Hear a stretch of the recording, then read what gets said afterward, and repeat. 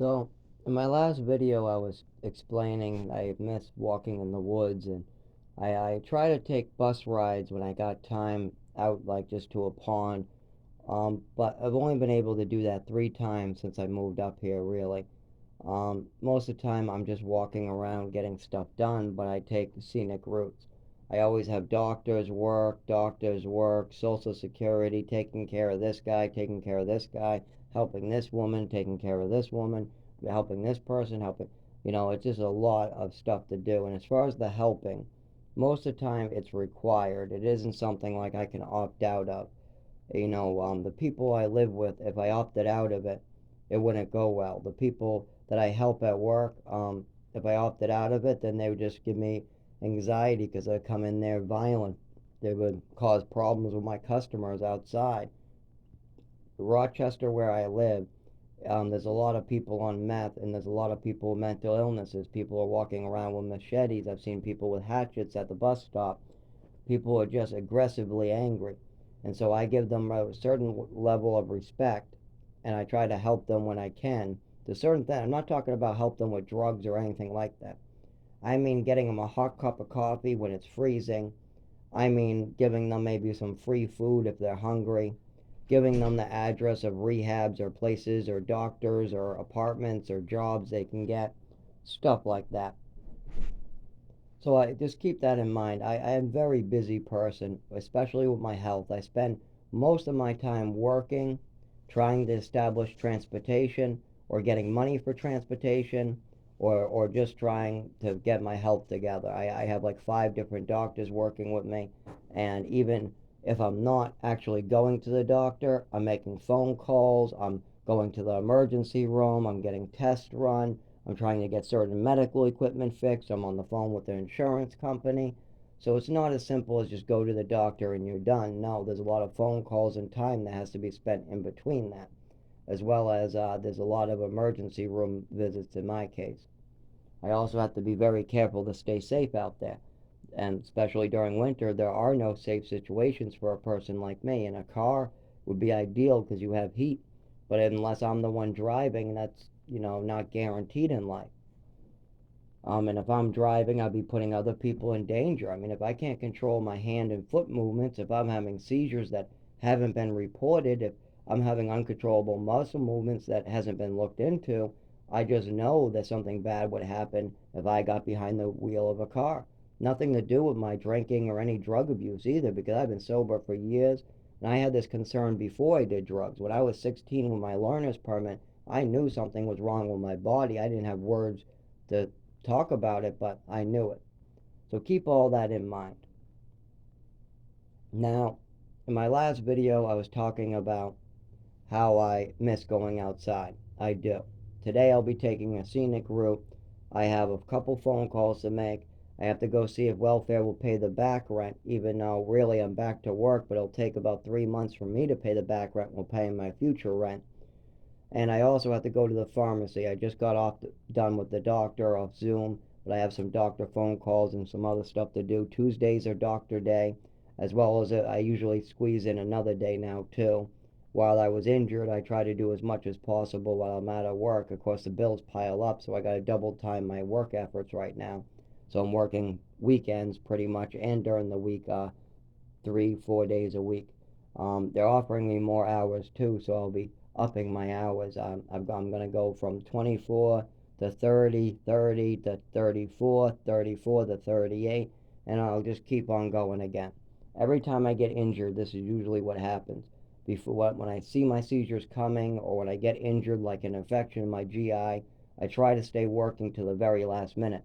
That's part of my problem. Is then I'm having seizures at work, then I'm having injuries at work. So I stay a little too long. I go a little too far. Like I was bleeding internally into my groin region, I should say testicles, and they were filling with blood. And I made an emergency appointment with the doctor. I went to the emergency room, but they didn't know what quite to make with it. They only could tell me it seems like have blood in there, and if the pain is up high where you're saying in the GI, then most likely that's where it's coming from.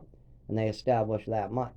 I had something wrong with my GI region, and it must be bleeding because my testicles are filling with blood. You know what I did? I went to work. Literally the night I found out about this is I went right to work the next morning. I called the doctor, asked when I could show up. I went to work. The second day or 3 days later, I went to work again, and then I almost finished my shift, but an hour before my shift ended, I had to take an emergency room visit right away. I went straight from work to the emergency room. They still didn't know what quite to make of it. So yeah, I just kept on going to work, going to the doctor, going to work, going to the doctor while bleeding internally. So I don't really stay home when injured because I don't have that as an option right now until something gets done about my neurological disorder, something gets done about Social Security, something gets done about my transportation issues, and I'm doing stuff, I'm getting stuff done. Now, once when I have proper medication for my seizures and my neurological issue, I can drive, I can get a lot more hours, I can not have seizures and spend so much time at the doctors and the emergency rooms, and that will obviously raise my income. Social Security also might be able to help me, but we have a lot of discrepancies and problems thanks to my mother and father, so it's not that simple.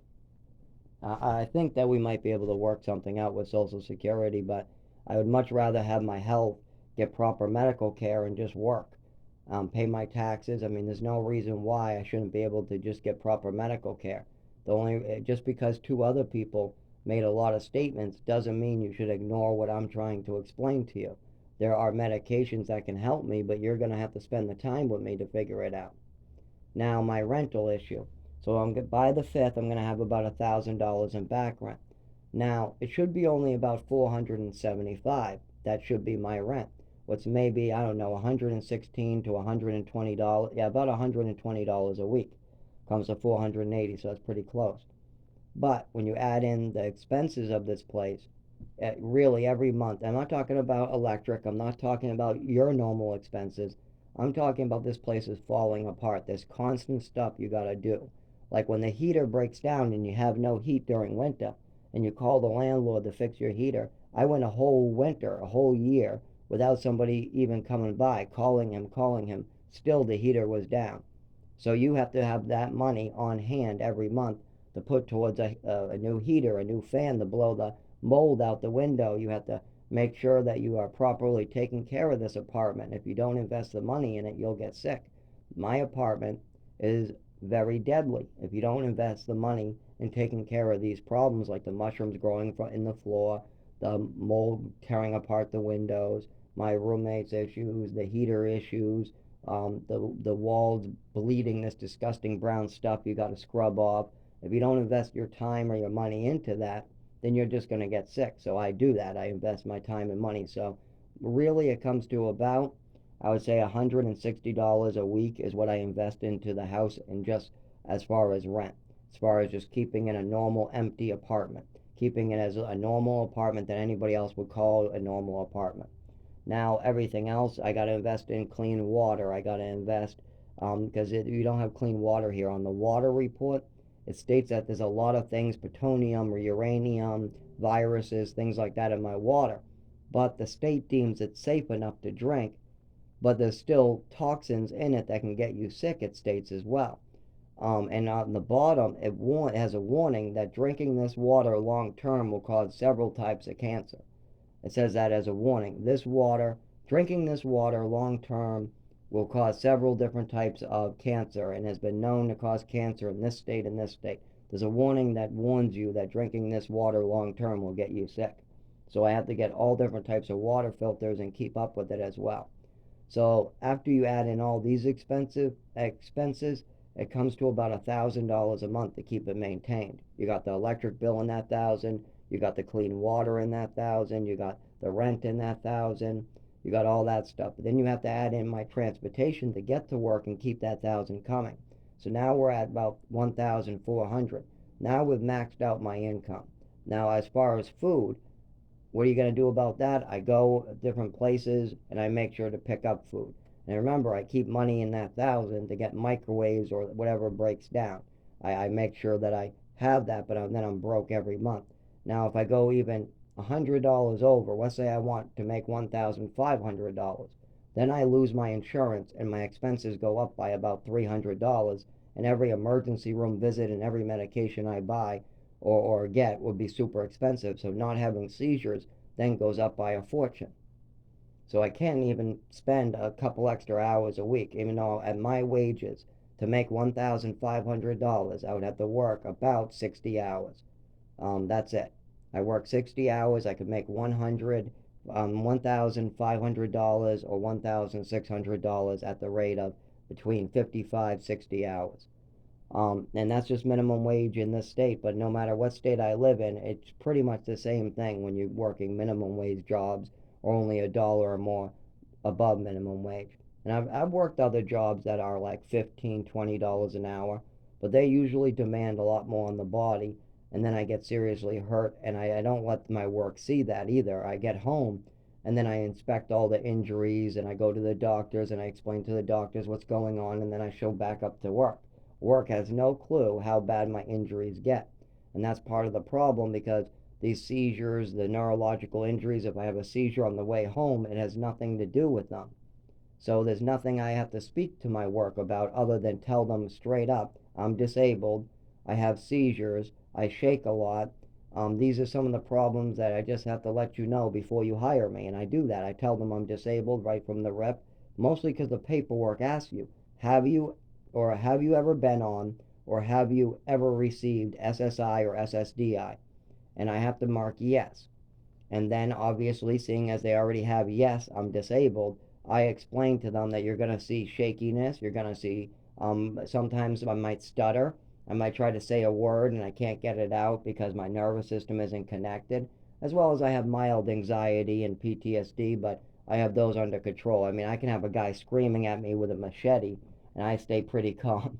I mean, it's ridiculous how much level of abuse I can take without really being afraid for my life. I get anxious, yeah, I mean, but I can deal with quite a lot of violence. I just shut up, I'm very quiet, and I just kind of let the person vent for a second, and then I tell them this is what's most likely going to happen. You realize that there's going to be police at this tent city going through everybody's tent, then they're going to throw us out of here. Everybody's going to get mad about this. This guy's going to die, and then there's going to be an investigation. I just tell them what the consequences of their actions are in a nice manner after they've vented, after they said their piece, and I stay absolutely calm. Same thing at work. I had to throw a guy out yesterday. Yesterday I was at work and I got a complaint from a customer that somebody was taking a piss at the dumpster. So I went outside. There was a guy with no shirt, maybe 250 pounds. He's a big brawly guy. Maybe less though, because his arms were pretty skinny. He was beer bellied, really tall, wide build, big legged. But he had no shirt on. He was looked very drunk or under the influence of drugs, pissing behind the dumpster, stumbling, ripping roots out of the ground. So I came over, confronted him, told him, "Hey man, you gotta go. I got a complaint inside. That means you gotta go. You have to get going. I'm sorry, but you're gonna have to go." And he got a little mad at me, but I went inside and I gave him a second before I called the police. Usually I give somebody a warning, then I tell them that the police are going to be called and they can get ahead of it if they want, but then I go inside and call. I usually tell them that too. I give them a chance to get ahead of it. So I go back inside hoping to see him leave, and the same woman who complained comes back in and tells me he's still there. Now it's only been 30 seconds, so I know he's still there. I'm looking out the window waiting to see if he goes. So at this point I just say, oh no, I'm gonna have to throw this guy out and be very serious and call the police. So this time I say I'm calling the police. I go outside, I grab a cigar so it looks like I'm going for a smoke this time. And I don't even light the damn thing. I just hold it in my hand. I actually wanted to light it real bad though. I probably should have. I still have it at work, so we'll see what happens. But I walk over to him, and I end up going to him, and I let him know that I'm about to call the police. I got 3 complaints, I tell him, even though it's 2 complaints from the same person, and really she just said it 3 times, but it's still 3 complaints. She just came in 2 times and she complained 3 times about it. So I tell him there's 3 complaints that you're out here pissing on dumpsters, pulling weeds up, all this different stuff. I see it. I'm calling the police now. I'm going back in because it's my job and my protocol to do this. I have nothing against you, sir, but this is what I'm going to have to be doing. And I keep a lot of distance. It isn't like I'm close to this guy. I'm talking at a far distance. That way, if he gets mad, I can just go inside. So, and I tell him this. So, you got to go. You can get ahead of this if you want, or you can stay here. But I'm going inside and I have to call the police now.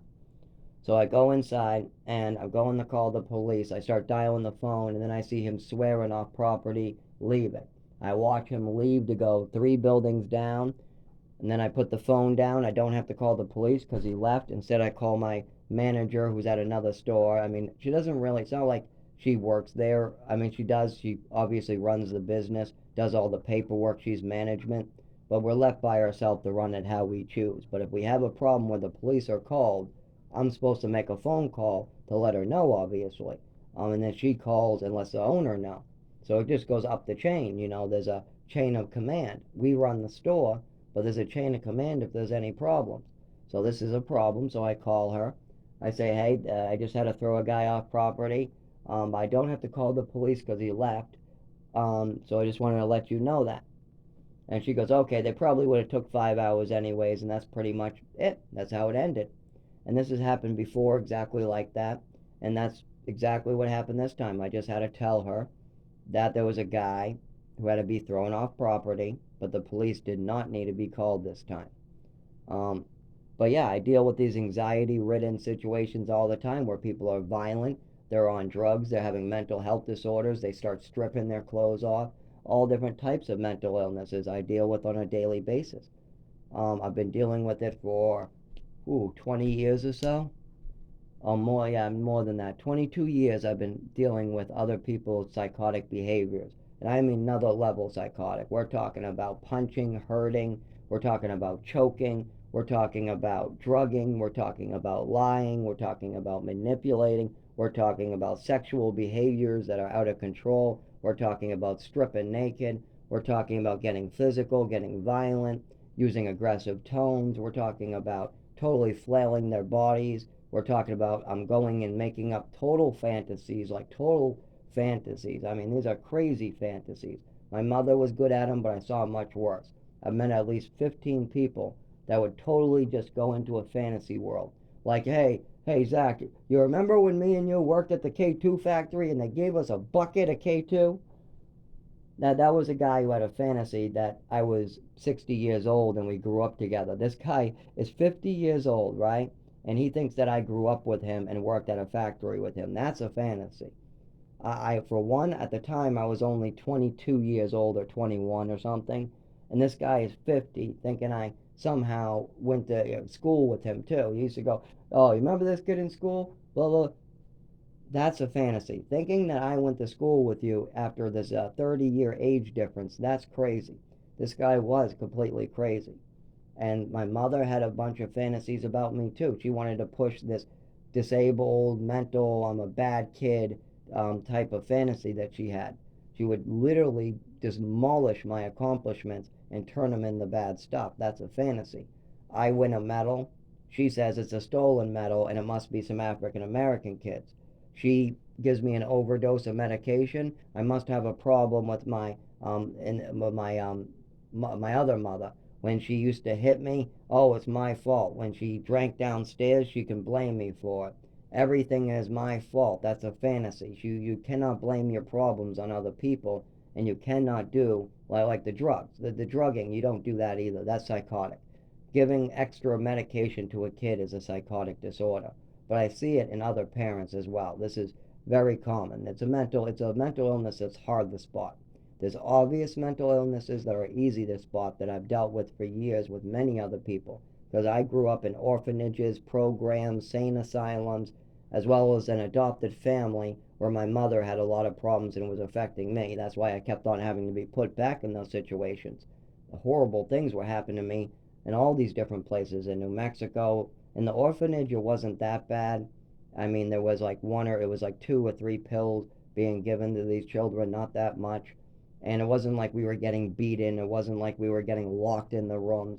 I mean, maybe a timeout went too long, or maybe another kid told them you didn't take your meds and they gave you a double dose. But that's protocol, and that happened to me later in life in another hospital anyway. So that's not really as well as my mother did it to me too. She gave me extra medicine as well. I've had extra medicine given to me many times against my will. And that's a psychotic behavior. You, in no circumstances, should you be giving anybody extra medicine, ever. Keep that in mind. Even yourself, you should never be giving yourself extra medicine either. It's that simple. You never give anybody else or yourself extra of any medication or drug. It's just wrong. But I've had to deal with psychotic people my whole life, so I'm very good at just taking the verbal abuse, taking the physical abuse, and then going up to them and saying, okay, what you did was wrong. Let's move on. I don't care what's going on. We got to move past it. You got to try to just kind of relax. Oh, no, I don't have any hard feelings that you try to rob me at knife point. No, I have no hard feelings that you yelled at me and went into a psychotic rant. But you need to identify that you have a problem. Do you see it?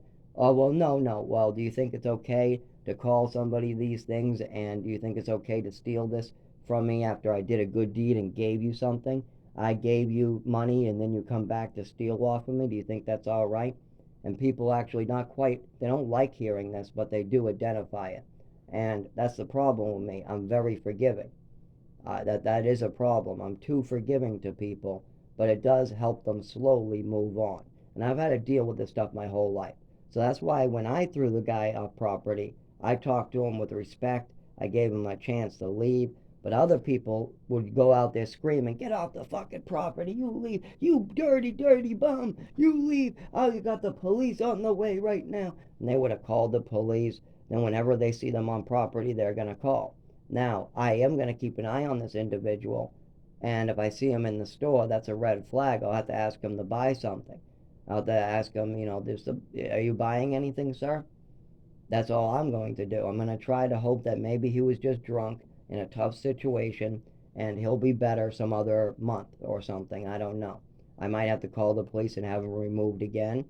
But I've dealt with these people my whole life. I know that I might have to call the police at some point, but I also can help give them a chance to do the right thing.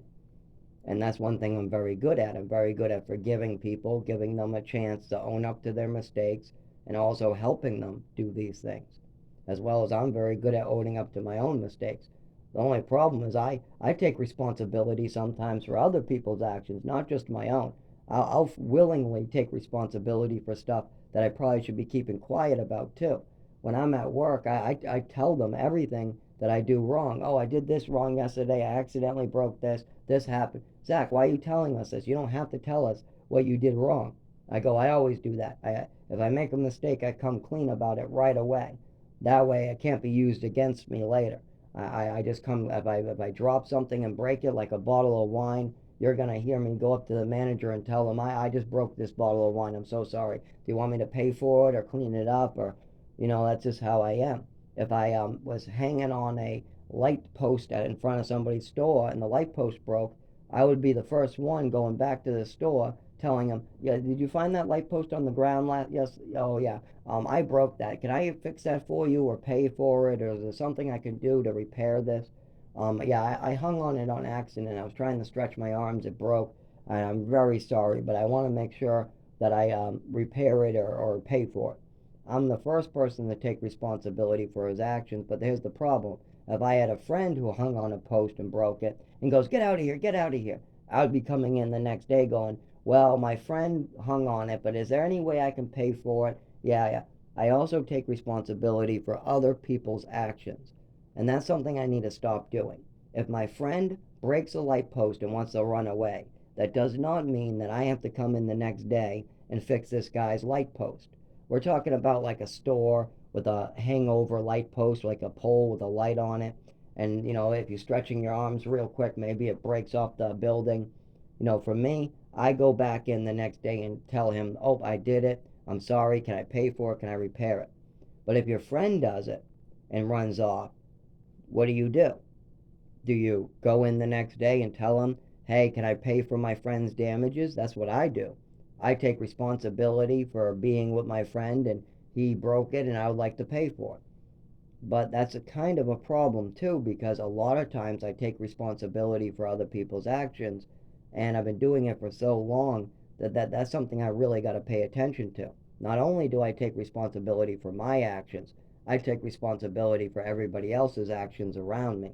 and I need to stop doing that. I need to really just speak the truth and stop trying to help everybody so much. I need to cut it back a little bit.